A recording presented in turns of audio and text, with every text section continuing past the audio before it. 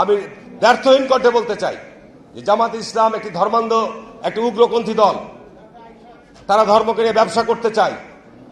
আর পরিষ্কার কথা, পরিষ্কার স্পষ্ট কথা আমি কয়েকদিন আগে বলেছিলাম যে যারা এই ধর্ম ব্যবসায়ী তারা ধার্মিক নয়।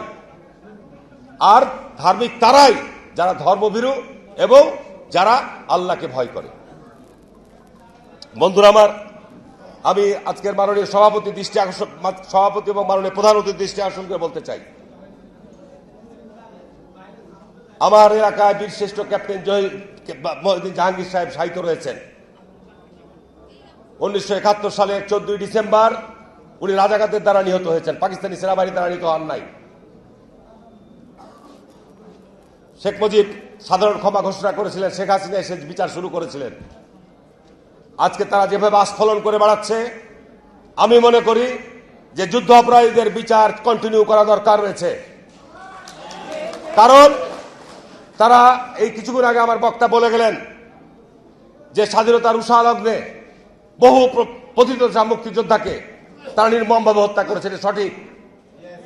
সুতরাং এদেরকে যদি আপনার এই ক্ষমা করে দেওয়া হয়, তাহলে তারা এইভাবে জাতির মধ্যে বিভ্রান্তি, অনৈক্য তৈরি করে ধর্ম নিয়ে ব্যবসা করে তারা জাতির মধ্যে যে ষড়যন্ত্র চক্রান্তর বীজ বুনতে চায় সেটিকে তারা এগিয়ে নেওয়ার চেষ্টা করবে।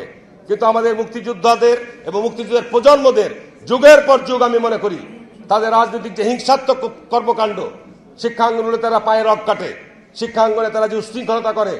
শহীদ রাষ্ট্রপতি জিয়া রহমান একজন বীর মুক্তিযোদ্ধা শুধু নয়, উনি বাংলাদেশের রণাঙ্গনে শুধু একজন যোদ্ধাই নয়, উনি বাংলাদেশকে গড়ে তোলার জন্য যে সংবিধান প্রণয়ন করেছিলেন, সকল রাজনৈতিক মত এবং পথকে উনি সমবেত করার সুযোগ দিয়েছিলেন। আজকে তাদের দোসররা বলে যে 72কে সংবিধানকে ফেলে দিতে হবে। যারা সৃষ্টিকে, যারা জন্মকে অস্বীকার করে, আমি মনে করি তারা বেজন্মা, তাদের জন্মের কোনো ঠিকানা নাই।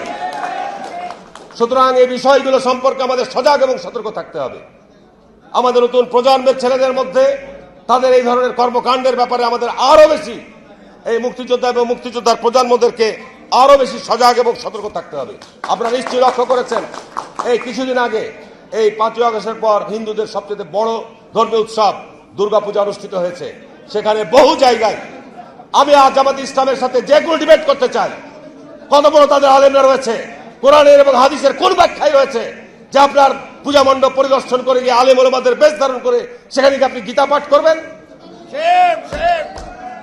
এই যে আপনাদের কোন ইসলামিক আইনের মধ্যে, ইসলামিক দর্শনের মধ্যে রয়েছেন, সূরা কাফিরুনের তাফসীরের মধ্যে ওই জায়গায় কোন একজন আলেম ওলামাদের দরবারে মানুষের যাওয়া নিষিদ্ধ।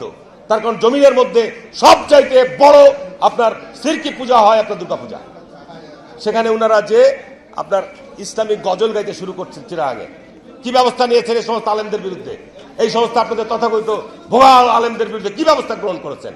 এরা এই সমস্ত কর্মকাণ্ড করে বাংলাদেশের মানুষের মধ্যে আজকে বিভ্রান্তি। যে সামনে আমরা বারবার বিএনপি বলছি যে আমাদের অতি দ্রুততম সময়ের মধ্যে নির্বাচন অনুষ্ঠিত হওয়া দরকার।